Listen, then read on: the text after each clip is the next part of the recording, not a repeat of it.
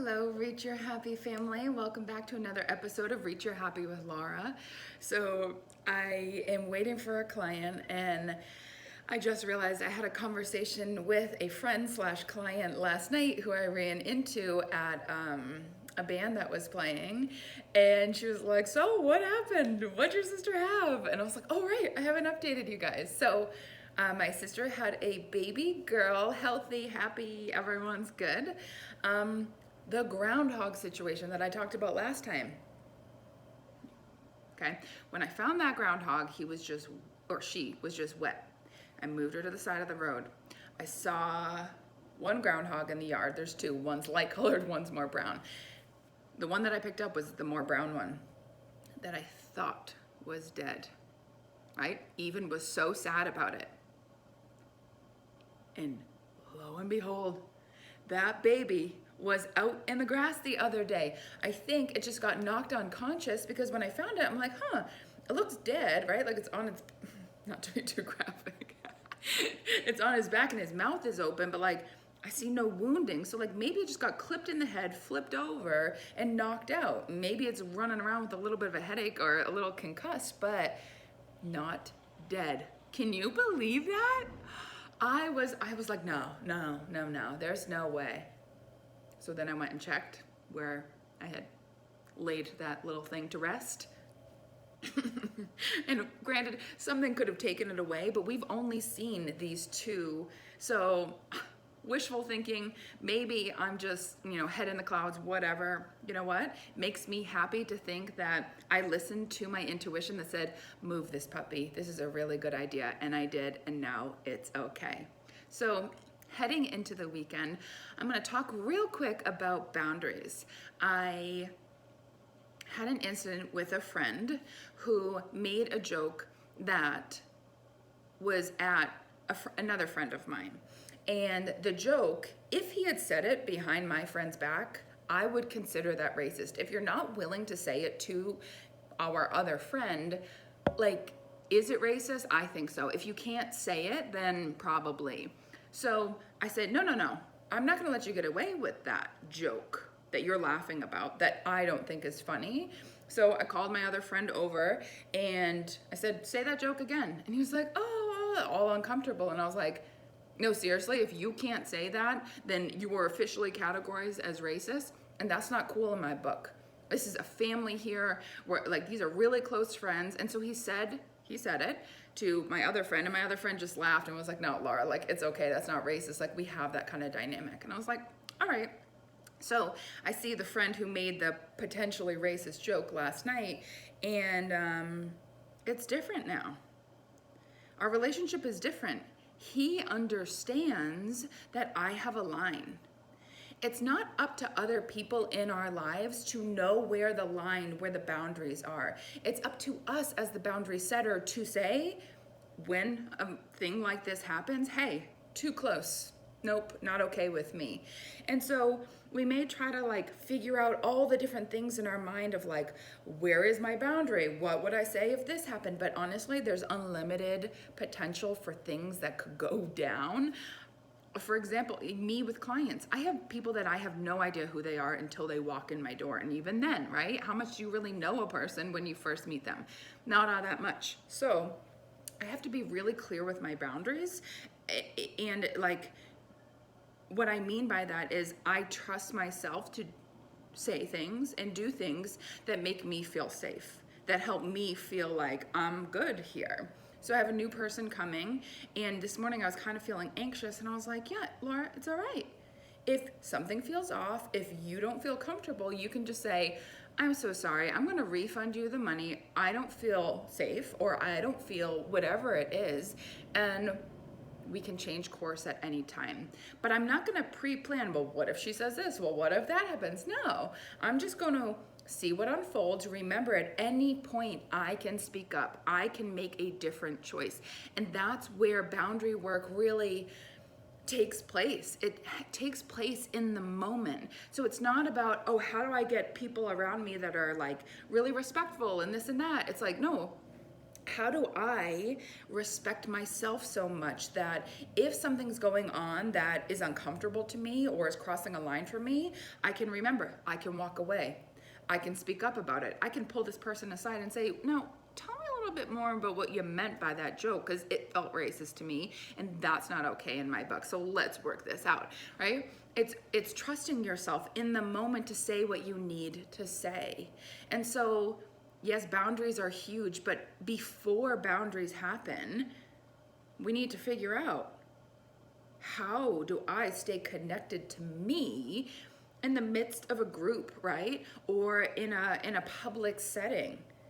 So sometimes when I get overwhelmed with all the group energy, I just go to the bathroom. Literally go to the bathroom, stand in the mirror, and then I wash my hands with cold water and I'm like, all right, little reset. Let's see where I feel drawn now. I was with that group before, you know what, I'm gonna go over here. Just continuing to trust myself, reminding myself I don't need to be in conversation with anyone about anything that I don't want to be. And we can't change other people, right? But we sure as hell can put a line down and say, that's crossing it for me. I'm not cool with that. And it's up to them to either respect it or not. And then it's up to you, if they do respect it, to say, you know what, and I'm okay with this relationship. Or be like, you know what, like that just rubbed me the wrong way. I'm gonna go now. But to hold on to these like mini resentments because people don't know where your line is, like, come on now, you're being your own worst enemy. And maybe you're saying, yeah, well, I've set the boundary and they don't respect it. They keep pushing me. Well, there's not repercussions for them pushing you. That's why your line keeps getting crossed and you're moving back and back and back and back to the point of like, I am so far away from what I feel like is okay. How the hell did I get here? You did not enforce the boundary. Like, think about kids.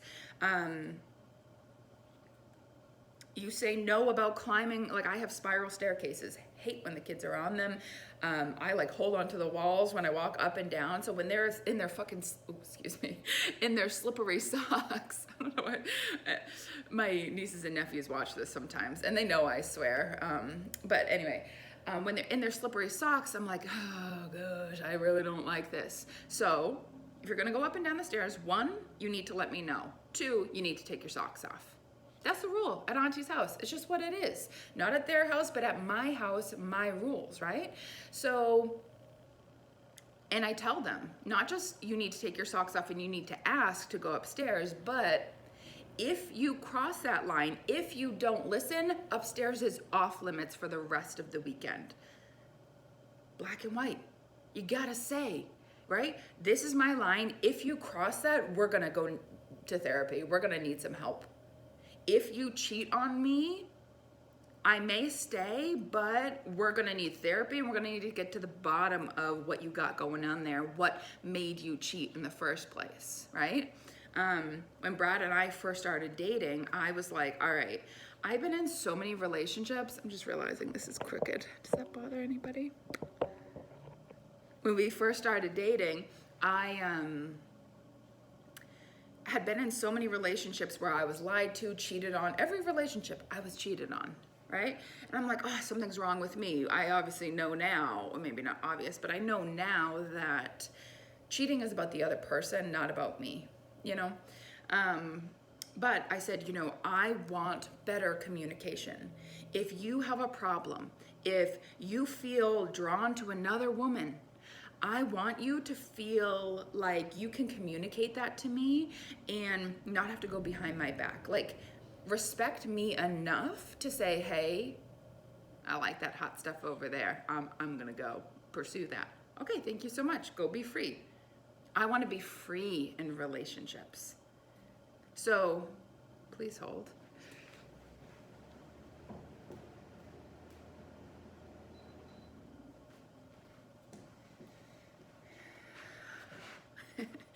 I want to be free in relationships. So that's the boundary I set. So Brad knows if he were to cross that line, if he were to go out with another woman and cheat on me, that would be done. That's it for me.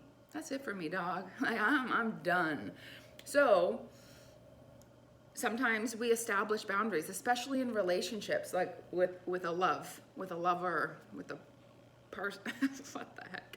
You know what I'm saying. And with kids, we need to establish that too. With friends, right? Like, I've had conversations with friends like, yeah, you sitting on my man's lap, like, I am not cool with that. Don't do that again. Like, really not cool. Don't want to be your friend if you're going to do that, okay? Partner. What happened there? Why didn't you? I felt really uncomfortable. I didn't know if you're okay with it. I felt really, okay. Well, next time that happens, please ask that person to move. And if they don't move, assist them off your lap and come find me and let me know what happened so I can address that with that person. Boundaries only happen in the moment, and we want to practice it. We want to get really good at it. We want to be ready for a battle at any point. And it's like, unfortunately, boundaries don't work that way. Boundaries happen in the moment. Maybe, thinking about children or your relationship, deciding what's okay and what's not okay for you, right? But again, this all goes back to what's good for you, what's all right with you, and knowing yourself enough, knowing when that feeling arises of insecurity, is this my insecurity or is a boundary being crossed? My insecurity. Yeah, all right. Let me just remind myself it's all right. You're safe here. If it was a boundary situation, I could address that, but it's not. So in all of my work, it's about you remembering who you are, you knowing that how you feel, how you think is true for you, and that's something that you need to honor and value. It's not up to anyone else to make sure they don't cross your line. It's up to you to communicate, I have a line. If you cross it, there are consequences. And if you've been pushed back so far, you're probably angry, resentful, maybe out of love for that person, because really, you're disconnected from yourself. You didn't stand up for yourself when you know you needed to. And so you get to change your behavior. And I'm not saying that boundaries are easy. There's sometimes some stuff that gets turned up. But once the dust settles, once the toddler's done crying about the fact that I said, oh, no more upstairs, but I know, but I told you this was the boundary. You decided to cross it, and now you have to deal with the consequences. Right? And I have to deal with the consequences of an upset toddler. I want to be a fantastic auntie where they are always happy with me, but that's just not possible if I'm going to be respected by them. I had something else to say, but I forget. Boundaries, relationships.